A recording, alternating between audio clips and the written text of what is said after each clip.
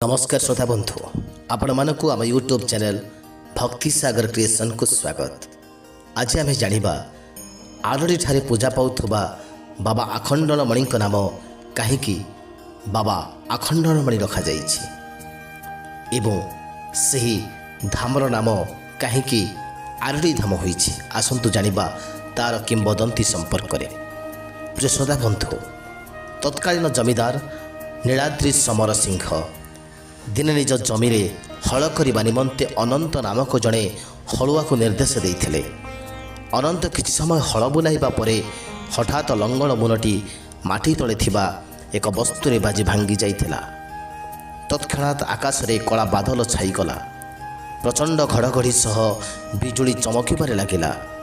लुहार निर्मित फालटी भांगी जिबा परे प्रकृतिर अवस्थार हठात परिवर्तन आतंकित हो जाइथिबा अनंत वस्तुटीर चारिकड़े माटी आड़ेला।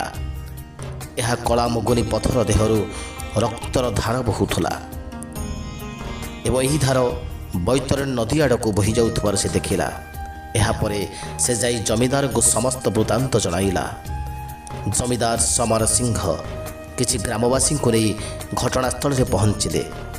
सेतेबेले आ शब्द रड़ी करिबार बाबा आखंडलमणि शिवलिंग रूप विद्यमान हेले। आ शब्द रड़ी करिथिबारु सेही स्थान नाम आरडी होइछि। सेही लिंगटिरे क्षत हो जाइथिला एवं सेही स्थानरू रक्त झरुथबार समस्त देखिले एवं शिवंकर मस्तक उपरे क्षीर वर्षा हेबा सह सेठारे एक नाग से क्षीर रे गाधौथिले। सेदिन रातिरे जमीदार को स्वप्न जड़े साधु तांकर समाधिस्थ कहानी विषय जणाइले। से द्वापर जुगरू अखंडलेश्वर भाव में समाधिस्थ थिले। से लंगल फाल बाजिबा फल से लिंग रूप आविर्भाव हेले। यह परठारु खंडमंडल ईश्वर भाव में महाप्रभु आखंडलेश्वर बा आखंडलमणि बा बाबा मणि भाव सर्वजन विदित हेले। बाबा इच्छा अनुसार से शिवलिंगर स्थापना कले। पूजा करने निमंते जाजपुर नहरा ग्रामर 5 जन ब्राह्मण अणागला। एक तालपत्र छतारे शिवलिंग को सुरक्षा दि जाउथुला। किछि दिन परे जमीदार जनक गाँ लोकों साहाय्य काठर एक मंदिर निर्माण कले। अल्प दिन मध्य भगवान आखंडलेश्वर अलौकिकता सारा देश में प्रचार है एवं विभिन्न स्थानरू श्रद्धालु मानकर समागम है।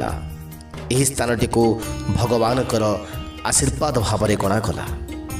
से समय राजकनिका राजा हरिहर भंजदेव एक घातक चक्षु रोग में पीड़ित होते। सबकी चिकित्सा विफल है। भगवान आखंडलेश्वर आशीर्वाद तांकर यह रोग को भल कर दे पारिबो बोली से भाविले। तेणु से आसी आखंडलेश्वर पाखरे अधिया पड़िले। भगवान आखंडलेश्वर तांकर स्वप्न आसी तांको से रोगर उपचार विषय पथ प्रदर्शन करते। शेष में भगवान आशीर्वाद राजा आरोग्य लाभ कले। तांकर मानसिक अनुसार से भगवान आखंडलेश्वर एक पथर मंदिर निर्माण करने को चेष्टा कले। आरडी भली एक सुनसान क्षेत्र में एवं मध्य एक पथर मंदिर निर्माण करने कष्टकर काम। पथर खंड एवं चूनर व्यवहार ही पक्का मंदिर निर्माण हो पारुथला। आरडी ठारू 100 किलोमीटर दूर नीलगिरी पहाड़ ही सही पथर उपलब्ध थिला। बैतरणी नदीर जलपथ माध्यम पथर खंड गुड़ी को आरडी जाए बोही बोही निगला। राजा मंदिर निर्माण करने समस्त प्रारंभिक आयोजन करदे। यापर सेठारे से शिवगंगा नामक एक पुष्करिणी खोलाई। पुष्करिणी सह नदी को संजोग करने एक नाल मध्य खोल जाइए जहाँ एवं शिव महर नाम नामित। यह नालटी मध्य मंदिर निर्माण पथर नेबा आनिबा करने काम लगिला।